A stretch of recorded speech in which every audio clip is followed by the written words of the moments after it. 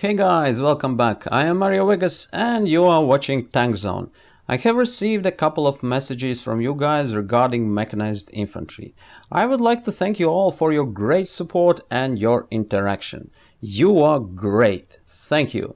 So, therefore today let's take a look at Armored Warfare Mechanized Infantry Anti-Tank Squad, its armament and game tactics. So, if you are ready, then let's start. And let's start with a short armament review. Anti-Tank Squad is armed with a portable 84mm AT4 single-shot recoilless smoothbore high-explosive anti-tank missile launcher systems. The AT4 itself is a 84mm unguided anti-tank weapon manufactured by Saab Bofors Dynamics. Its place of origin is Sweden. Research on this weapon started in 1976. AT4 was designed by Foreign Fabrics Werken Enterprise and developed as a weapon to engage medium to light armored vehicles from any direction, main battle tanks from the side or rear, and as an assault weapon against buildings and fortifications. AT4 proved to be simple to use, durable and far more accurate against moving targets than its predecessors. Sweden field tests were carried out during 1981 and 1982. At the same time, US Army carried out its own tests along with anti-tank systems from other manufacturers, comparing them in search for a new anti-tank weapon. It's proven to be satisfying and after a couple of improvements was adopted by US Army as a lightweight multi-purpose weapon known as M136. The Swedish Army also recognized these improvements and adopted the Americanized version of the AT4. There are a couple of AT4 variants which can be armed with a variety of projectiles, like high explosive anti-tank, designed to penetrate up to 420mm of homogeneous armor, high explosive dual purpose for use against bunkers, buildings, enemy personnel and armor. Extended range, self-explanatory name with extended range of fire up to 600 meters. HE, which means high explosive anti-personnel weapon that can be set for impact, or burst detonation with an impressive effective range up to 1000 meters. Anti-structure tandem warheads designed for urban warfare, and HP, abbreviation for high penetration projectile, which is capable to penetrate up to 600 millimeters of homogeneous armor, and this is the one we can see in the game. This weapon entered service in 1987 and it is still in use in more than 20 countries around the world. AT4 is one of the most common light anti-tank weapons in the world.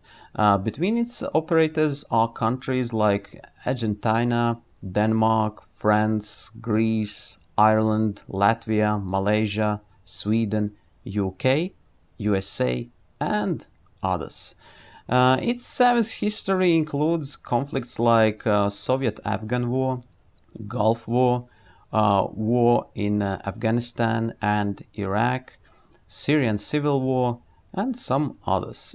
So as we can see, it's a popular and well-known missile launcher And now let's take a closer look at our anti-tank squad troopers. Squad consists of 4 troopers armed with already mentioned AT-4 missile launcher systems with a high penetration heat warheads, able to deal up to 200 damage. As they have an excellent 63% camo and are able to detect targets within 260 meters radius, they can be very effective for setting up ambushes. Squad can serve as early warning defensive outpost or be an effective backup fire for your assault. Well, it all depends on how, where and when you deploy your anti-tank squad. Following is my personal experience and gameplay style. And as we know, there are no set permanent or correct rules for tactics on how to play. All tactical shooter gaming, same as real warfare, is based on ingenuity, adaptation to never-ending changing environment, and deception. So do not take it as a rule, okay? So when I play with Mechanized Infantry anti-tank squad, first thing I always think of is how I can harass enemies as anti-tank ambush. And there are a couple of requirements for success. Number 1. Top priority is concealment. Your squad should be concealed. And the easiest way to do that is to deploy those guys in the vegetated areas, like bushes. Number 2. They should have a good vision firing sector into direction you want to set ambush. Bear in mind that anti-tank squad do not have mortars, they cannot hit targets indirectly. Anti-tank squad can deal only direct fire using their AT-4 missile launchers.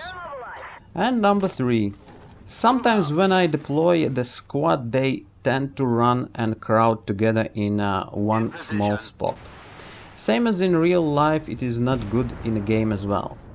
Too many troops together mean that one explosion may kill them all at once. So try to adjust their spacing by carefully approaching them with your vehicle, and you will see that they will spread out. If situation requires, you can set up anti-tank squad to serve as a frontal observation post, which at the same time will act as an ambush as well. In this case, simply drop your troopers in concealed position and then roll back some 50 to 100 meters. So they will spot enemies for you and others and will act as an additional barrier between you and the enemy. Another variation include anti-tank squad use as a backup covering fire support. Before going into assault, it is wise move to deploy them on elevated position, preferably concealed, of course.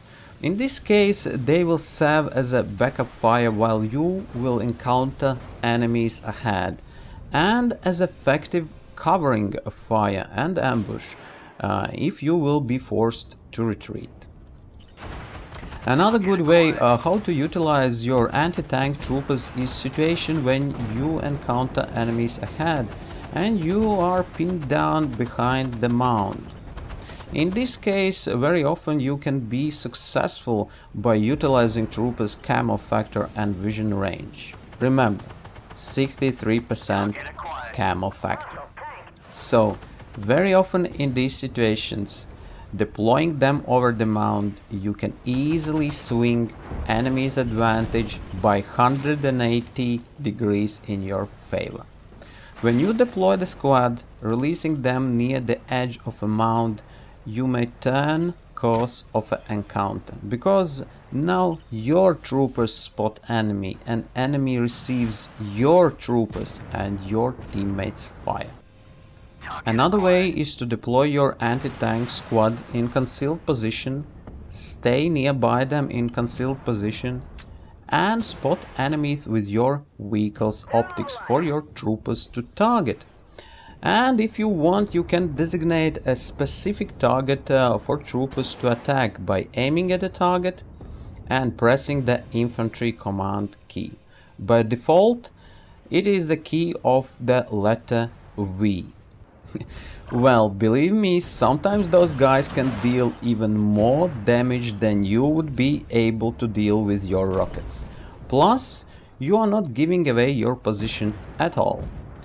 And say after dealing with a cluster of enemies, you can redeploy your squad and do the same thing from a different position. And no, it is not cowardness in taking and using advantage in warfare. So, use your advantage whenever and whatever way you can. Another way to deploy your troopers is to deploy them in ditches, shallow canals, by streets, or behind corners. Personally, I do not play this particular way, but I saw that other guys deploying them so. And once my own vehicle was hardly damaged and stopped at one of the canals at Armored Warfare port map, that time enemy's troopers ambush shaved my AFV's health so much that I must wait for teammates' help before continuing advanced, because if I would try to eliminate those troopers alone, they would finish me. So yes, if deployed right and with ingenuity, anti-tank squad can be very useful and very serious threat. I personally enjoy playing with Mechanized Infantry. It's fun. It diversifies your gameplay up through the roof. It makes you move and think sometimes even faster than if you play with other vehicle types. Very often you must redeploy your troops, change tactics based on situation, development, and of course be highly careful not to be spotted while deploying the squad. Squad deployment is a very crucial moment because you must be stationary while deploying your squad. So that would be more or less all about Armored Warfare Mechanized Infantry Anti-Tank Squad. I plan to make a separate similar video about Mechanized Infantry Sniper and Mortar Squad as well. I hope that you enjoyed this video. If so, aim at the thumbs up button, hit the bell and subscribe. That's all for now. Stay tuned. Thank you for watching this video. Have a good day and see you next time.